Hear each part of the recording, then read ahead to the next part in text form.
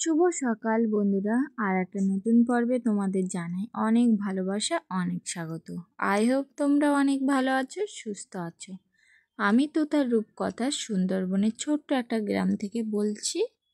সকালে কিন্তু ঘুম থেকে উঠেই আমার মা বলে দিল, যা জমি থেকে বাবা আর মেসমশাইকে ডেকে আন। সকালে ভাত খাওয়ার টাইম হয়ে গেছে, তাই ভাত খাবে বলে আমি কিন্তু ঝটপট করে বেরিয়ে পড়লাম বাবা আর মেসমশাইকে ডেকে আনতে। আর আজকে কিন্তু 15ই আগস্ট। এই 15ই আগস্টে কিন্তু স্বাধীনতা দিবসের দিন আমরা ছোটবেলায় ভীষণ আনন্দ করতাম। যত বড় হচ্ছি তত যেন আনন্দটা চলেই যাচ্ছে জীবন থেকে। কারণ ছোটবেলায় কত ভালো ছিল, কোনো চিন্তা ছিল না, কোনো ভাবনা ছিল না, যা ইচ্ছা তাই করতাম। মালা নিয়ে, ফুলের মালা নিয়ে যেতাম, ফুল নিয়ে যেতাম স্কুলে, কত আনন্দ করতাম। তো দেখো বন্ধুরা, আমি কিন্তু মাঠে চলে এসেছি, আর আমার বাবা কিন্তু মাঠে ওই যে কোনাটাই কিন্তু কাজ করছে। দেখতে পাচ্ছ আমার বাবার মেসমশাই ওই যে দেখা যাচ্ছে কাজ করছে।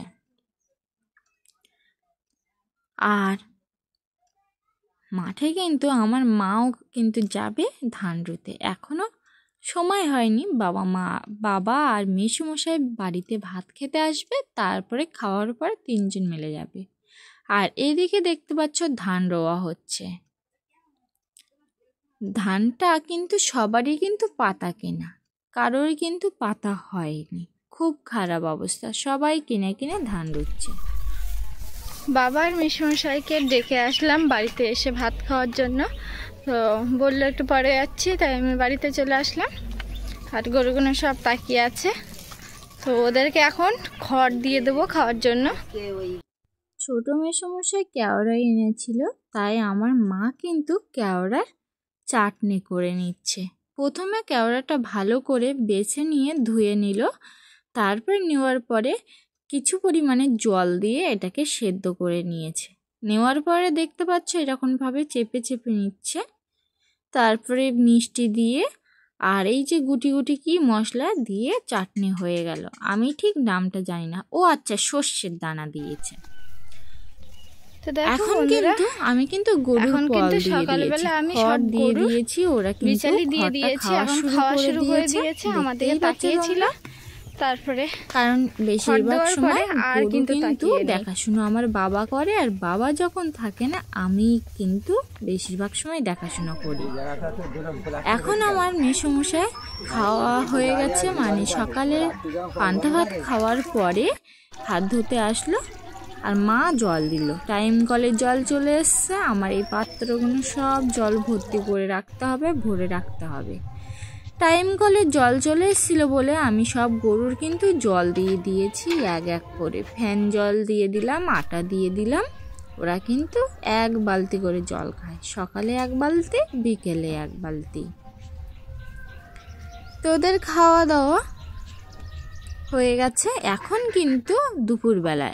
কিন্তু দুপুরবেলা আমি চাল বাটতে বসে পড়লাম। আর চালটা ভিজিয়ে রাখা হয়েছিল, কারণ জন্মাষ্টমীর দিন তালের বড়া করা হবে। আর তা বাদেও আমার মেসমশাই কিন্তু বাড়িতে চলে যাবে, তাই ভাবলাম আগের দিন চালটা বেটে রাখি, তাহলে তাড়াতাড়ি হয়ে যাবে কাজটা। চাল বাটতে বেশ অনেকটাই সময় লেগেছিল, কারণ দেখতেই পাচ্ছ আমি প্রায় 500 গ্রামের বেশি আতপ চাল ভিজিয়ে বাটা শুরু করে দিয়েছি। তো হাতেও অনেক প্রেশারও পড়ছিল, আর খুব কষ্টও হচ্ছিল। তা কি আর করা হবে, একবার করে বেটে নিলাম, নিয়ে আবার বেটে তারপরে টুকনিতে দিয়ে টুকে নেব। এই যে দেখতে পাচ্ছ আমি বড় একটা ডেকচি নিয়ে নিয়েছি, টুকে নেব। আর যেটা খচ্চি থাকবে সেটা আবার টুকে কিন্তু করব। তো দেখো আমার চাল বাটা কিন্তু কমপ্লিট হয়ে গেছে। তো দেখো বন্ধুরা, আমার চাল বাটা কমপ্লিট হয়ে গেছে। আর এখন বিকেল হয়ে গেছে, 4:30 বাজে। এখন আমি দিয়ে দেবো গরুর জল, যেহেতু মা, বাবা আর মেসমশাই গেছে বিলে ধান রুতে। ওই এদিকে সব গরুগুলো সব বাড়ির দিকে তাকিয়ে আছে, ওদেরকে এখন দিয়ে দেবো জল। ওদের জল খাওয়া হয়ে গেলে গোয়ালে তুলে দেবো।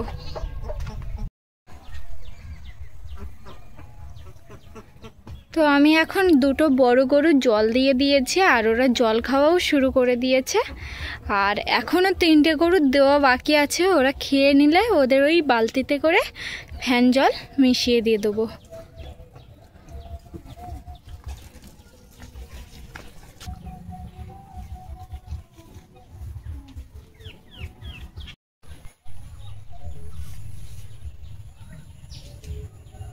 তো আমি ওকে একটু বেশি ফ্যান দিয়ে জল দিলাম, তারপরে ও জলটা খেলো।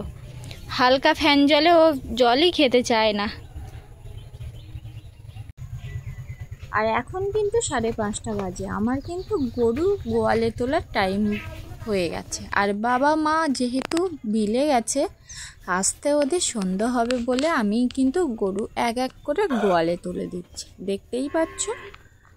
আর বাড়িতে সবথেকে বেশি কাজ হচ্ছে গরুর দেখাশুনো করা, তাই আমি এক এক করে গরু কিন্তু গোয়ালে তুলে দিচ্ছি।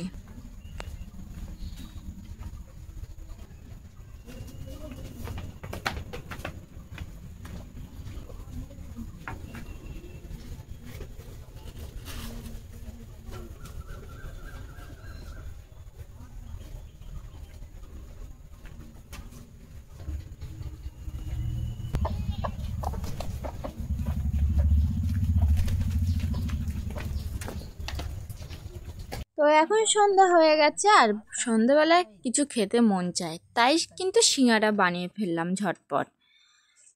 তো বেশি না, 8টা সিঙ্গারা তৈরি করে নিলাম। আর এখন আমি গরম তেলের মধ্যে সিঙ্গারা দিয়ে দিচ্ছি, দেখতেই পাচ্ছ তেলটা ভালোই গরম হয়েছে।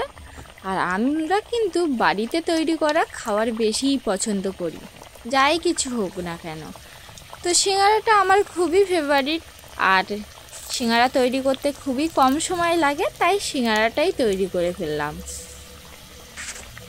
তেলের মধ্যে দিয়ে দিলাম সিঙ্গারা আর ভাজার পরে তুলে নিচ্ছি। দেখো কত সুন্দর কালার এসছে, দেখতে পাচ্ছ খুব সুন্দর কালার এসছে।